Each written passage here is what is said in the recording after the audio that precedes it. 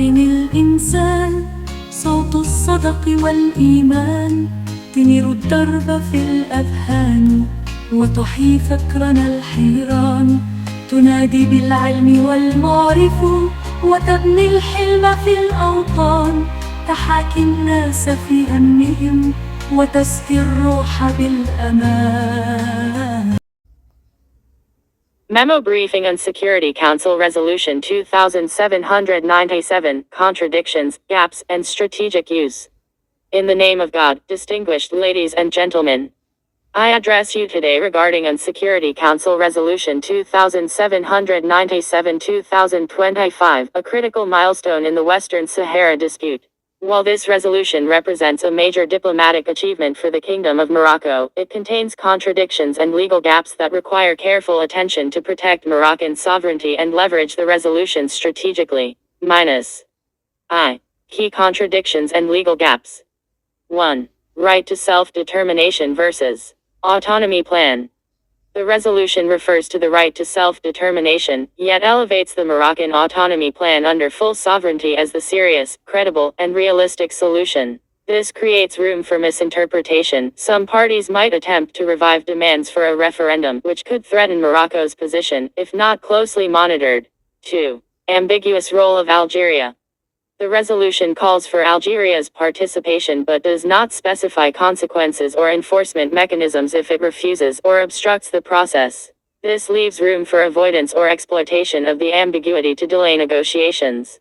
3. Roundtable mechanism. While the resolution emphasizes the importance of roundtable discussions, it does not establish a binding timetable or enforcement steps. This gap could be exploited by opponents through delays, stalling, or artificial obstacles. 4. Military and humanitarian obligations. Although it stresses compliance with the ceasefire and improvement of humanitarian conditions, the resolution lacks clear monitoring and sanction mechanisms. This gap can allow future violations without immediate consequences, and could be misused for political or media leverage. 2. Potential violations.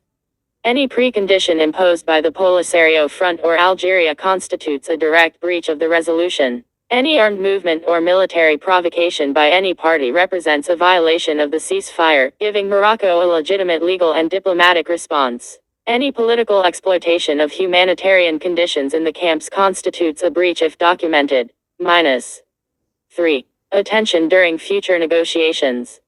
Continuous communication to international partners is essential to assert that Morocco is the only party fully compliant with the resolution. Any violation or misinterpretation becomes a basis for international pressure in favor of Morocco. Exploiting contradictions, every gap in the resolution should be used as an opportunity to strengthen Morocco's position, not as a tool against it. Strategy to convert the resolution into a strategic ladder. 1. Phase 1. Ensure all parties formally commit to the resolution and closely monitor compliance. 2. Phase 2. Document any violations or attempts to exploit gaps.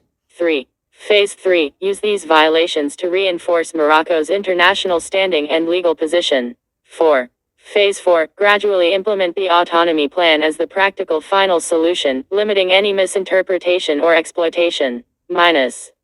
Conclusion. Resolution 2797 is a diplomatic achievement but is not immune to misinterpretation or exploitation. Clear gaps exist, including self-determination versus autonomy, Algeria's ambiguous role, roundtable mechanisms, and monitoring of military and humanitarian obligations. Morocco requires precise monitoring, precautionary measures, and a strategic approach to turn these gaps